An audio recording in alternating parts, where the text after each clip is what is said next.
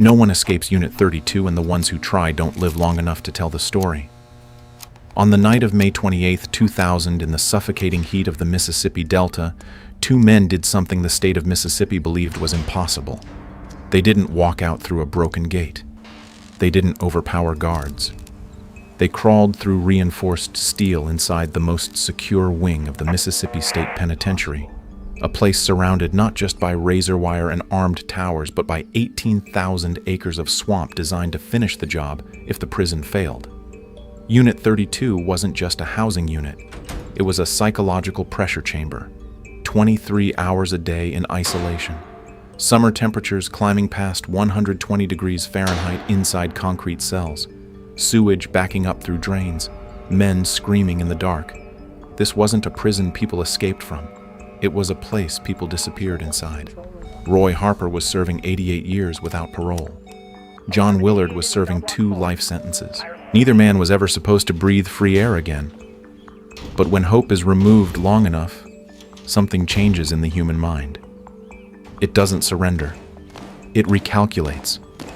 And what happened next would ignite one of the most dangerous multi-state manhunts in modern American history, not just because 2 inmates ran, but because they proved something far more unsettling. Even the most fortified system in America has a fracture line. Before anyone cut steel or crossed a fence, there was Unit 32, a place engineered not merely to confine bodies, but to compress the human spirit until it fractured. Inside the Mississippi State Penitentiary, Unit 32 functioned as a prison within a prison, reserved for men labeled too violent, too unstable, or too inconvenient for general population. The architecture itself told the story: concrete walls sweating in the Mississippi heat, narrow cells built for isolation, fluorescent lights that never fully dimmed, and doors that sealed with the finality of a vault. Summers pushed temperatures inside past 120 degrees Fahrenheit, turning steel bunks into griddles and air into something you had to force into your lungs. Sewage leaks weren't rumors, they were routine. The smell of stagnant water mixed with disinfectant and sweat until it became the permanent atmosphere. 23 hours a day, locked down, 1 hour in a fenced yard under watchful rifles, and then back into the box. Over time, the silence wasn't silent at all. It was punctured by the distant screams of men, unraveling by metal, clanging by the restless pacing of someone trying not to lose his mind. A federal judge would later describe Unit 32 as an incubator of violence and mental illness. But that phrase barely captured the lived reality. Many of the men housed there weren't masterminds or kingpins. Studies later revealed a large percentage were mentally ill or misclassified. In Unit 32, punishment wasn't measured in years, it was measured in erosion. Day by day, dignity peeled away. And when you place a human being in an environment where the future is sealed shut and hope is systematically stripped, you don't create compliance, you create pressure. And pressure eventually finds a way to break through something. If Unit 32 was designed to crush a man's will, Roy Harper treated it like a blueprint. Serving 88 years without parole, he understood something most inmates eventually stop believing. Systems are built by humans, and anything built by humans contains error. Harper wasn't loud, wasn't impulsive, wasn't reckless. He watched. He counted footsteps in the corridor. He memorized the rhythm of flashlight beams sliding across cell doors during midnight checks. He noted which officers lingered and which rushed. Time in solitary can either rot the mind or sharpen it. In Harper's case, it became a laboratory. For $40, the price of desperation, he bribed a guard for hacksaw blades. Not because he believed steel was weak, but because he believed routine was. He dismantled pieces of angled metal from a light fixture, carved down pencil sharpener blades, and fashioned a crude wrench with the patience of a craftsman who knew one mistake meant permanent failure. Every scrape of metal against metal had to fall between footsteps. Every movement had to disappear into ambient noise. And then came John Willard, the unpredictable variable. Willard wasn't strategic. He was combustible, a man who had killed during a previous escape. Partnering with him multiplied the risk, but Harper calculated something colder. Survival outside would require more than one pair of hands. Their alliance wasn't friendship, it was mathematics. 2 men, 1 window, a plan that had to work on the first attempt because there would never be a second. As weeks turned into months of preparation, Harper wasn't just cutting metal. He was cutting through inevitability. And the closer the plan came to completion, the more dangerous the silence became. Planning an escape from Unit 32 wasn't about strength. It was about patience, measured in millimeters. The window in Harper's cell wasn't just barred. It was layered with reinforced steel, a cut-resistant grate, and tempered glass panels secured inside a frame designed to make fantasy collapse under friction. The hacksaw blades dulled quickly against the metal, each stroke vibrating up his arms and into his teeth, each sound threatening to betray him to a guard station barely 20 feet away. His hands blistered, then bled, then hardened. He didn't rush. He studied the window like an engineer dismantling a machine. The steel frame wouldn't yield that much became clear. So he stopped attacking the obvious and searched for the invisible. Along the seam of the window box, the metal felt slightly different, almost softer, as if installed by a different contractor or in a different year. Harper tested it carefully, shaving off fragments so small they looked like dust. It was the first real breakthrough. Instead of sawing through the strongest part of the structure, he began working the louvers, the mechanical slats designed for ventilation. By disengaging the mechanism from within, he realized he could remove them without cutting the frame itself.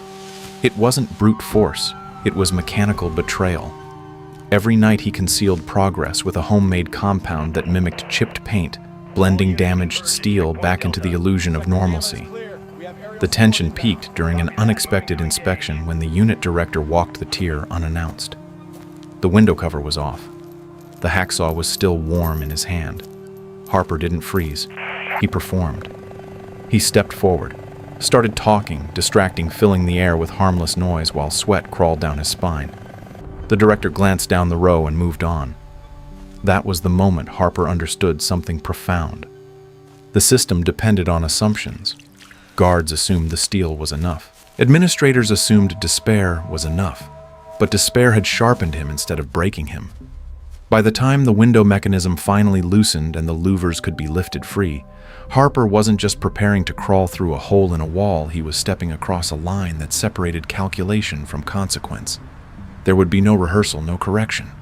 Once they committed, the next mistake wouldn't mean solitary, it would mean death. Midnight settled over Parchman like a lid snapping shut, and for a brief moment the prison felt almost still. Inside their cells, sheets hung carefully across the bars, casting shadows thick enough to disguise absence. On each bunk lay a crude decoy, shapes sculpted from blankets and spare clothing arranged to mimic the weight of sleeping bodies. The final count had passed. This was the narrow window between routine and realization. Harper removed the loosened louvers with steady hands, while Willard listened for footsteps, every distant clang of metal echoing like a warning. When Harper lowered himself through the opening, the drop to the ground felt less like descent and more like crossing a boundary that could never be reversed. The air outside was heavy, humid, alive with insects and the distant hum of generators. They moved along the wall, hugging the thin ribbon of darkness that clung to the building. Ahead lay the first fence chain link crowned with razor wire. Each snip of the cutter sounded explosive in the silence, amplified by adrenaline. They squeezed through and entered the kill zone, an open stretch of ground between fences where guards were authorized to fire without warning. The second fence loomed. Then headlights appeared, slicing across the yard in a wash of white. A patrol vehicle rounded the corner beams, flooding the space where they stood frozen. Time collapsed into a single breath. If the driver turned his head even slightly, it would end here. Instead, the vehicle continued past engine, fading into the night. With a final surge, they cut through the second fence and slipped beyond the perimeter. Behind them stood the most secure unit in Mississippi. Ahead lay darkness, swamp, and uncertainty. They had crossed the line between captivity and consequence. By the time the sun rose over the Mississippi Delta, Harper and Willard were already miles from Unit 32, moving through land that offered no forgiveness. The Delta stretches nearly 200 miles from north to south, flat, as a tabletop exposed under an enormous sky that leaves nowhere to hide. What looks like farmland from a distance quickly becomes something more hostile, up close, mud that clings to boots. Drainage ditches thick with stagnant water fields that stretch for miles without a single tree tall enough to conceal a man. The humidity pressed against their lungs, turning every breath into effort. Mosquitoes swarmed relentlessly, leaving skin inflamed and raw. Sweat soaked through their clothes, salt burning into cuts and blisters. They weren't just outrunning officers. They were racing dehydration, infection, and exhaustion. Back at the Mississippi State Penitentiary, the illusion unraveled slowly. Breakfast trays were delivered. Harper's tray sat untouched. A guard leaned closer, suspicion flickering. Within minutes, the cell door opened, revealing the decoy. The hole in the window told the rest of the story. Sirens erupted. Lockdown was immediate. Radios crackled. By mid-morning, the FBI had been notified, and electronic bulletins pushed to field offices nationwide. The narrative had shifted from internal breach to federal manhunt. Roadblocks were considered. Patrol patterns widened. Helicopters prepared for aerial sweeps. Harper and Willard had a 12-hour head start, an eternity in prison terms, a blink in law enforcement time. Most escapees are captured within 24 hours. These two were already rewriting the statistics. As search teams combed back roads and levees, Harper and Willard moved mostly at night, hiding during daylight in thickets and drainage culverts, listening for engines, for dogs, for the distant thump of rotor blades. Each hour free felt borrowed. The swamp that had once seemed like a shield now felt like a trap, slowly tightening. And with every mile north, the search widened, the stakes climbed, and the thin line between survival and catastrophe grew thinner still. By the second week on the run, survival was no longer enough. Hunger sharpened their decisions, and exhaustion thinned the margin between control and chaos. In the small rural town of Webb, Mississippi, roughly 11 miles north of Parchman, an elderly couple pulled into their driveway after Sunday church, unaware that the national manhunt had drifted to their doorstep. Inside their home, Harper and Willard waited in silence. This was no cinematic standoff with dramatic speeches. It was quiet, direct, transactional. Harper kept his voice level, promising they would not be harmed if they cooperated. Willard stood armed, the implicit threat clear. They needed a vehicle. They needed distance. The couple handed over the keys. Before leaving, the fugitives made a discovery that would change the tone of the entire pursuit: firearms, multiple weapons, ammunition. What began as an escape had now escalated into something far more dangerous, armed and mobile. Harper and Willard moved north through Arkansas, then into other states, switching vehicles, altering appearances, constantly calculating risk. Harper understood visibility was their greatest enemy. The longer they remained in one car, the more predictable they became. In West Virginia, they attacked a motel guest and stole another vehicle, spray painting it to alter its profile and swapping license plates in a desperate attempt to stay ahead of the bulletins flashing across law enforcement databases. Then came Interstate 65 in Indiana just after 2 a.m. A routine traffic stop initiated by a Lake County Sheriff's deputy should have ended with a citation. Instead, Willard raised a shotgun through the open window and fired. The deputy dove for cover and returned fire, emptying his revolver into the fleeing van. In seconds, a quiet highway transformed into a live fire chase. Tires shredded by spike strips, sparks spraying across asphalt. The van skidding out near a truck stop in Lowell, patrol lights multiplying in the darkness. Cornered, Harper and Willard burst from the vehicle and ran into a cornfield, vanishing into rows of stalks under the Midwestern night. Within hours, more than 200 officers, local, state, federal, converged on the area. Helicopters swept low. K-9 units tracked scent. What began as a prison escape was now a multi-state armed fugitive crisis, and with guns in their hands and nowhere left to run, the line between escape and tragedy had never been thinner. By June 16, 2000, the momentum that had carried them across 6 states began to collapse under its own weight. In St. John, Indiana, Roy Harper emerged from the tree line near a set of railroad tracks, attempting to blend into the ordinary rhythm of early morning. He walked with controlled restraint, but fatigue clung to him like a shadow. Officer James Turturro had been briefed, had seen the bulletins, had memorized the faces. When he spotted Harper, there was no dramatic sprint, no final exchange of gunfire. Harper stepped toward the squad car and placed his hands on the hood. The chase that had electrified multiple states ended not with violence, but with exhaustion. Hours later, John Willard was captured after crashing another stolen vehicle and fleeing on foot into wooded terrain near Lowell. Both men were armed. Both had ammunition. Yet neither fired.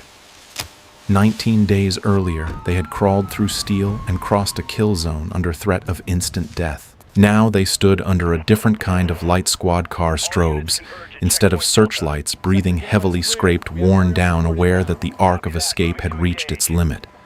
The silence that followed their capture felt heavier than gunfire. The running was over. The reckoning had begun. When Mississippi brought Roy Harper back to Unit 32, the state expected a return to silence. Instead, it ignited something quieter and far more disruptive. The cell was the same concrete steel heat pressing past 120 degrees in summer, but Harper's focus had shifted. He no longer searched for seams in metal. He searched for fractures in policy. Over the next decade, he immersed himself in legal research, filing grievances, assisting in civil litigation, and documenting conditions that most people outside the Delta would never believe. The narrative that once defined him as an armed robber now expanded into something more complicated, a man using the only tool still available to him, persistence. In 2010, after years of mounting scrutiny and federal pressure, Unit 32 was officially closed. The American Civil Liberties Union called it a landmark victory, and independent studies revealed that a significant percentage of inmates housed there had been misclassified mentally, ill-vulnerable, or simply misplaced in a system built for extremes.